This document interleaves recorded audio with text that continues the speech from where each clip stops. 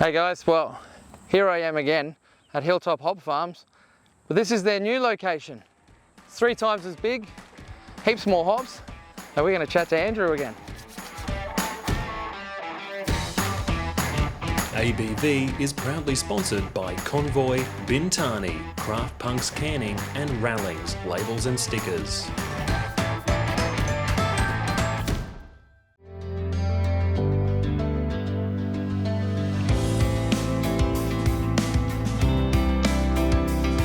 How are you, mate? Good, Adzi. Hey. Yeah. So you're Andrew, everyone knows that from the last time that you were here, but mate, we're here in your new patch, which is, what, 3 times bigger? It's an acre, yeah, whereas we had a 1/4 acre at Hemmant. Okay, yeah. Yeah. Yep. How much more stuff have you got going on? Like, has it allowed you to do some more varieties? Has it allowed you to just do more of the varieties that you had? What do we got? So we're mixing it up a little bit. So over time we've started seeing what grows well here and what doesn't. So for example, we phased out Chinook. So Chinook didn't really grow that well. Cone size was okay, but the analysis was a bit on the light side. We planted a new variety that was bred in WA by a backyard grower, and it's called Crackin' Up. Yeah, okay. So it's like a dual use hop, but it's got a good amount of alpha, so good for bittering. A plug for Hiker Brewing. Chris did a pilot batch with it last year, just a smash, single malt, single hop. And at the time, I don't know if he was lying or not, but he said, "It's my new favourite hop, Andrew." So we've got 1 row of that on the end there, so that's about 70 plants. So yeah, like I think Archer are buying that variety again this season. We still had Red Earth at the old site, Victoria, Columbus, Centennial. And on this side we've got a few rows of Cascade. Over the years we've sourced Cascade from a few nurseries. And we bought a 3rd Cascade just to see if it's the same, because, you know, sometimes you get sold stuff and it's not, you know, what you were told it is. So we're really like looking forward to planting that one out and seeing how it goes. Willamette, same variety as back at the other site. But the big coup, the thing that we're really excited about, is we imported a new variety from America last year. So USDA bred a variety called Vista. Nice. Yeah, so it was I'm pretty familiar with that. Yeah, well, Hiker's done a few beers with that, like a brute, single hop brute IPA. And something else more recently. So not a lot of Australian brewers have used it. Like there hasn't been a heap imported. A few people have. So the reason we chose to import that variety is, well, A, it's publicly available, and it's probably the most recent USDA release. It grows really well in a variety of climates, like it's heat and drought tolerant. The plants grow pretty big vegetatively, and the cone size is big, and it yields well. So it's like all these positive factors, and we're like, well, we're mad not to give that a go. It was a fairly long-term and expensive process to import that one. So like it's for kind of high-risk agricultural crops like that to import them. They can, hops can only come in as tissue culture. So like in a little flask in agar, so it can be inspected on arrival and then grown out in post-entry quarantine. And there's a big government facility in Melbourne. So the minimum quarantine period for hops is 6 months. And so every month they're observing the plant and they're doing testing for, bacterial, viral, fungal pathogens and all that. So we thought we would get it out in 6 months. So every month that's in there, it gets a charge. Oh, wow.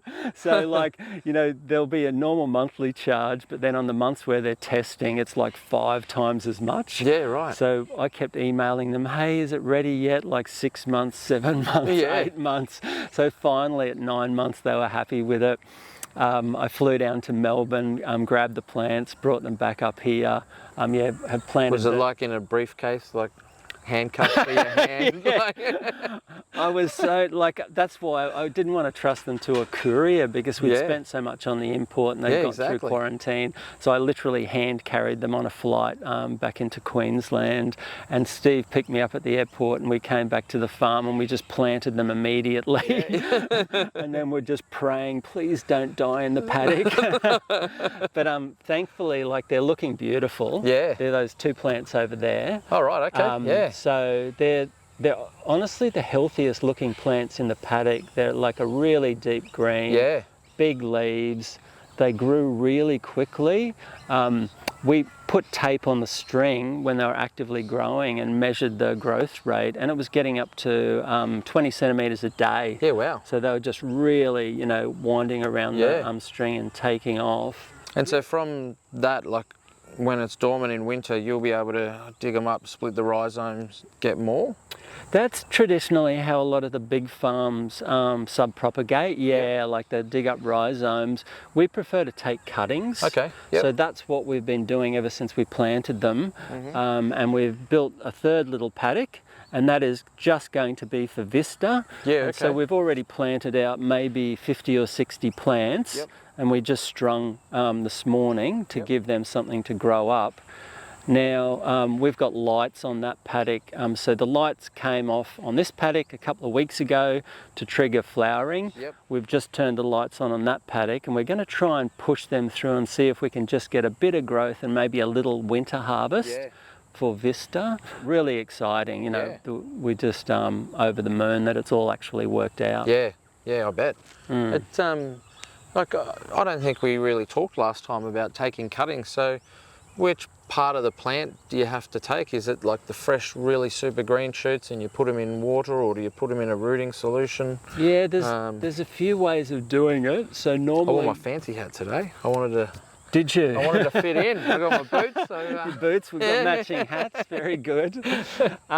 You can pretty much take it from any part of the plant, but normally at the start of the season when they're sort of shooting and there's just heaps of shoots coming up, we'll cut those shoots off, maybe 20 centimetre lengths with a few internodes on them, so a few leaf branching, and we'll cut off the bottom leaves and put them in jars of water, and over a couple of weeks they start growing fine white root hairs, and once they've got a reasonable number of root hairs, we then transfer them into small pots, and we keep them in those little tubes for maybe 3 weeks or so just to establish more roots in the soil, and then we plant them out. Other people use like rooting compounds and stick them straight into pots, but we've found that water method works pretty well for us.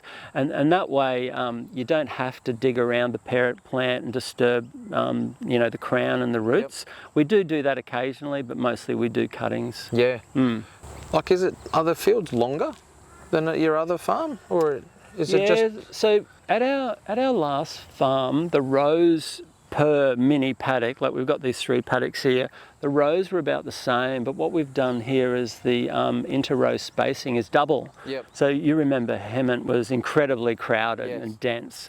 So our row spacing there was 1.5 metres. So during the season we just do a push mower up between the rows, and it got pretty messy when the plants got really big. But with all this space, we decided to go with more what would be on a commercial farm, like 3-4 metres. So we're 3 metre spacing here. And that gives the plants a lot more air to breathe. It's sort of less dense. We can drive a tractor up the rows, more sun penetration, and harvest will be a lot neater. Like we used to have the issue of when the plants got really big at Hemmant, sometimes they'd be growing into each other. Whereas here we're not going to get that, nice spacing. So we've had to kind of go bigger in all aspects here, up in the paddock we've got built a little shed for the harvester, whereas I think you remember before it was just under the sky and we used to put a tarp over it. We've got a shipping container here for storage, and we've got a few drying racks in there for the small amount that will dry.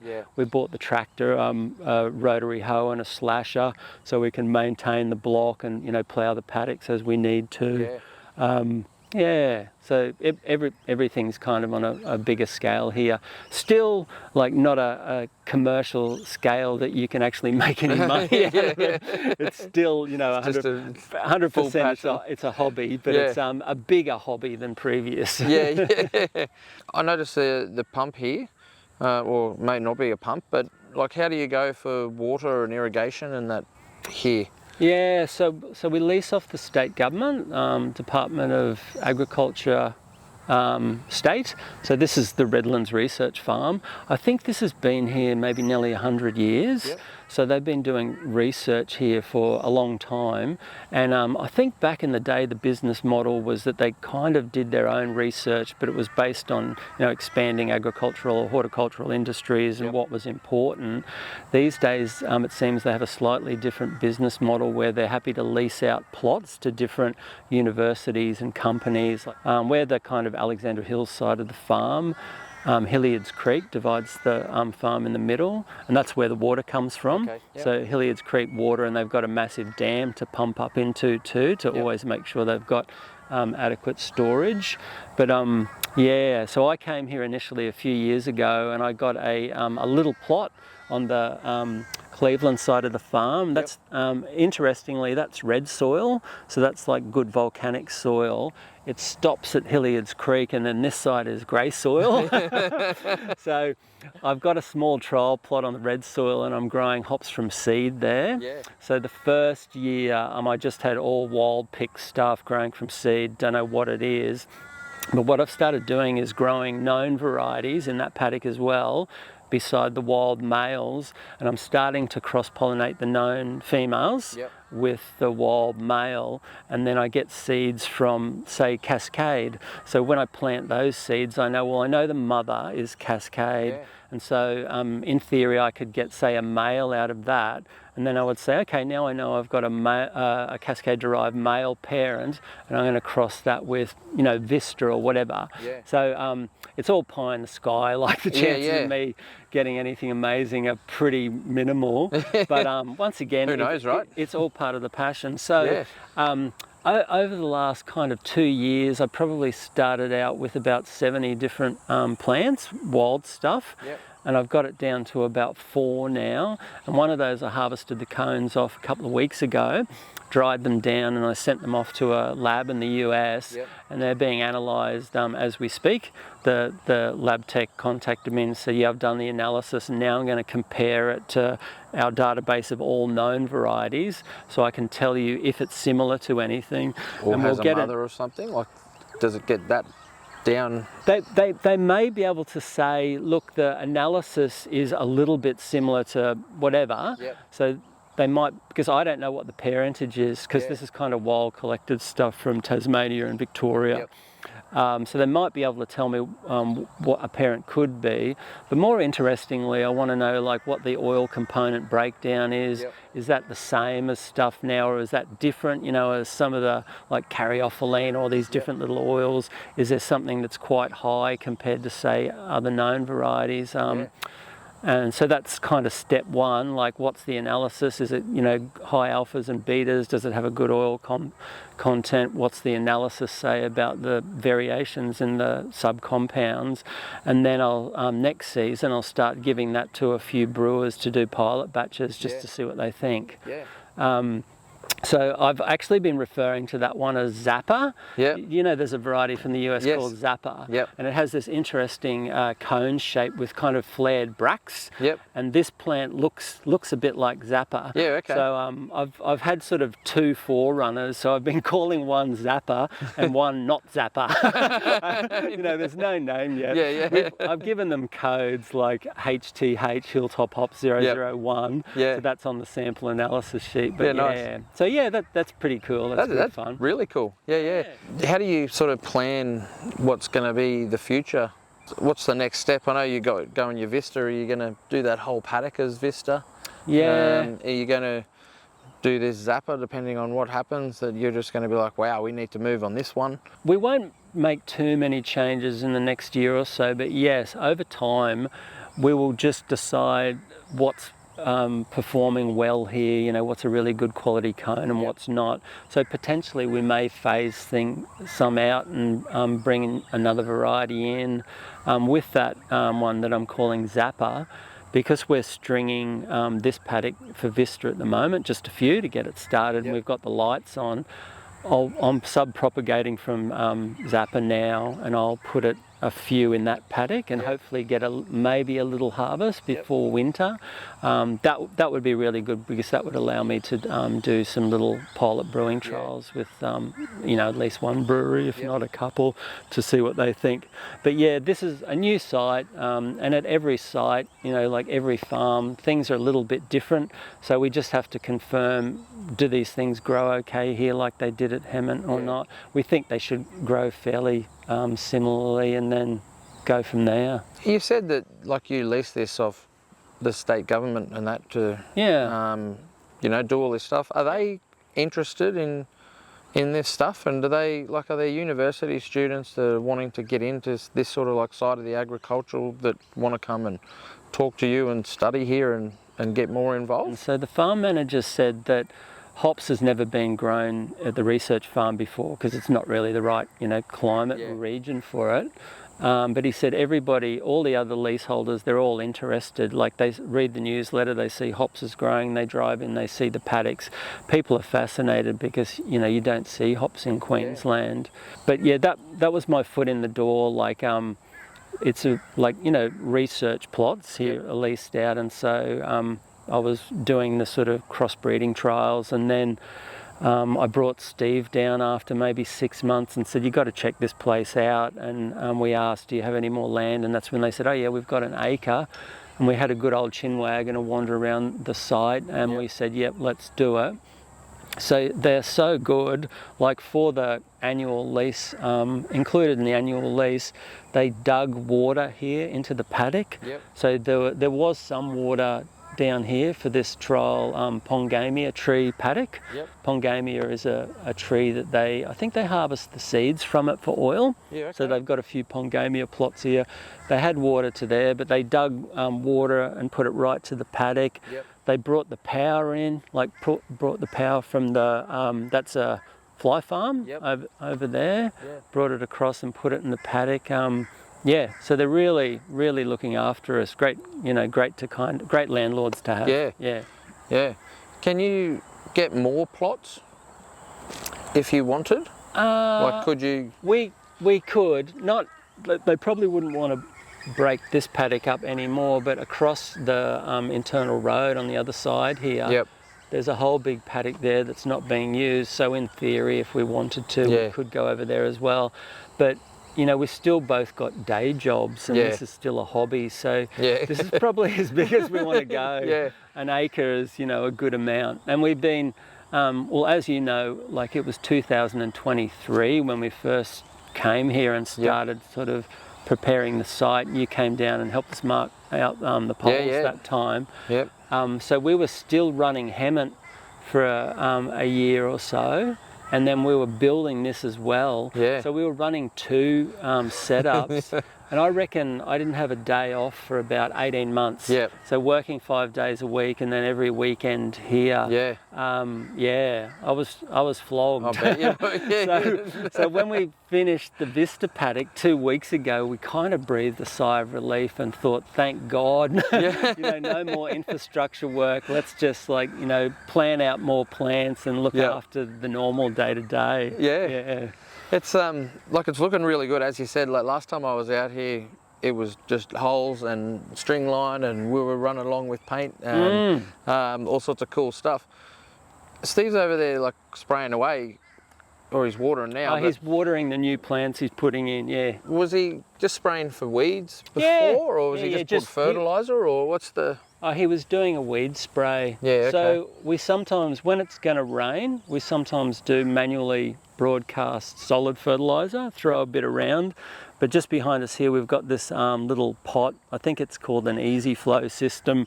And we put dissolvable solid fertiliser in, essentially like NPK and micronutrients, a bit of urea occasionally.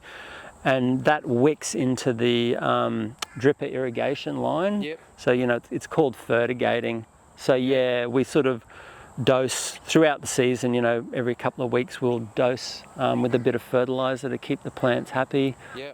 More nitrogen in the growing season, and then a bit more potassium towards flowering.